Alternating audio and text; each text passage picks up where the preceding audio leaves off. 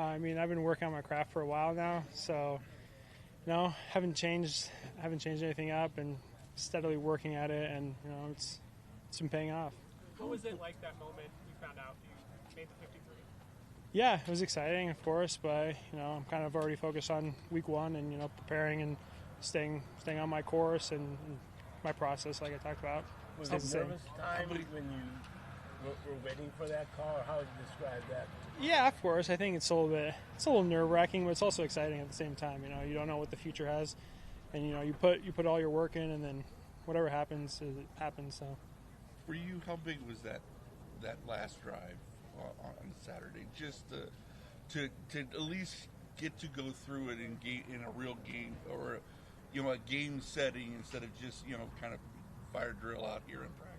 Yeah, it's exciting. I mean, obviously, I've had game winners before my past, not in the NFL level, but they're always exciting. You feel the same kind of like adrenaline, but then you're also super locked in, and like game winners are a special kind of beast. I mean, you're so locked in, you kind of space out, and you just go out there and you just do your thing, and it was exciting to get it done. I mean, couldn't have done it without Rex and Corey and the offense getting me in field goal range, and made my job a lot easier. Did you know that you were going to have that chance on that last drive?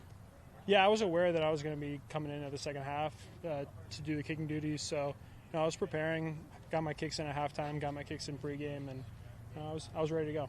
Andre, how have Corey and Rex helped you along, and how have you guys built that chemistry as a unit, and knowing how important that is in the game? Yeah, it's super important, and I mean, they're like the best guys ever, so we have such a tight-knit group, and I'm just super excited to still be here with these guys. It's tough to see anybody leave. Dustin, obviously, getting his contract terminated today. He did get the job. So, I mean, for you, working with him, what did he mean to you, and what did he maybe impart on you before he was? Yeah, I mean, he meant a lot to me, and he's like one of the best guys like I've ever met, and we briefly caught each other in the locker room, and we said some nice words to each other, and I'm always going to be rooting for him, and I know he'll be doing the same for me, so I have nothing but love for him and respect. Who was the first person you called when you got the news? I called my girlfriend, and then my dad and my sister. Did you think that last kick, just seeing that Dustin missed one earlier in the game on an extra point, did you have any extra pressure thinking that last kick could be the difference? No, I don't really think about it. I just treat every rep as its own, and going out there, I have one opportunity the whole game, so I just want to capitalize and make the most of those opportunities. Andre, when you that last drive in the Rams game, were you told get ready if we're kicking, it's going to be you? Yeah, I was aware before the game that I would have the second half, so I was in the second half. Yeah, I was preparing at halftime and stuff, and I knew I was in the net every drive we had on offense that second half. Making that kick won you the job? I don't know. It's hard to say. I mean, I just try to put my best foot forward and have my process and just do my job. Treat every kick as its own. Would you like to change jersey numbers now? I haven't given it much thought, honestly. We'll see, maybe.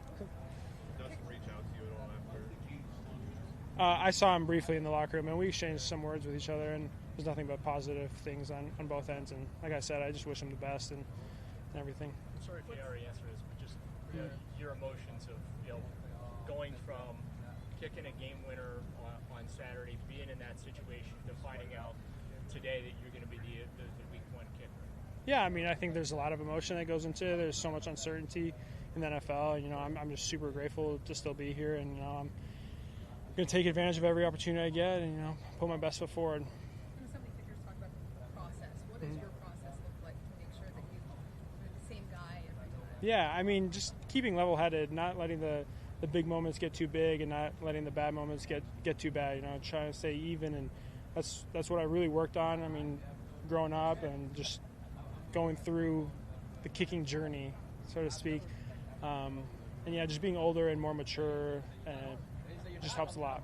In the offseason, how did you, I guess, work with Corey on, he gets the ball kind of pieced in and everything, like what you like, what he likes, and how that helps you in the kicking game? I guess, how did you work through those details? Yeah, I feel like every kicker likes their own kind of lean and stuff, and how the hand looks when it's snaps coming and everything.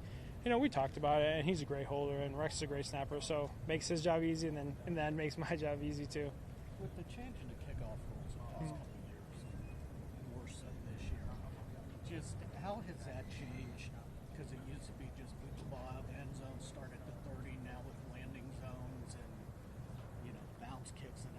Yeah. How much has it changed? Yeah, it's changed a lot, obviously. I think it's going to be interesting to see what teams do. You know, I think it's obviously a much more finesse kind of kick now, so we'll see what happens.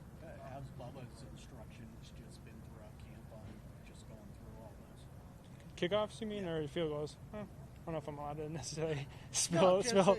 just you know, just going through all scenarios and everything. How has he been? Yeah, I mean, as kickers ourselves, I don't think Bubba needs to tell us anything specific. We all work on different types of kicks and mess around with different leans and stuff, and junk balls and balls in the air. So I think it's all kind of unspoken that we just kind of all work on, have as many tools in the toolbox, so to speak. As evidenced by Dustin, I mean, a kicker's job, there's not a lot of security goes with that sometimes. How do you deal with that? I just take it one day at a time. I just try to do my best and not think too much into the future or worry too much about things that are out of my control. Cleveland's not the easiest place to kick. Now, it's a great place to kick right now, but just, how do you prepare for that element, something that's completely out of your control? Right. I mean, I grew up in Chicago, so going through high school and stuff, I've kicked in the colder weather and stuff, and just being a free agent too. I'm ready year-round. You never know if you're going to be doing the UFL, which I ended up doing, or have to sign a futures deal. So I've been kicking in the cold weather, and my rookie year I was in Chicago, so the wind isn't super friendly there either. So, I feel like I've had a kind of a good grasp, and I've kind of understand how to play my ball in different kind of winds. Did you ever kick it all in Soldier Field?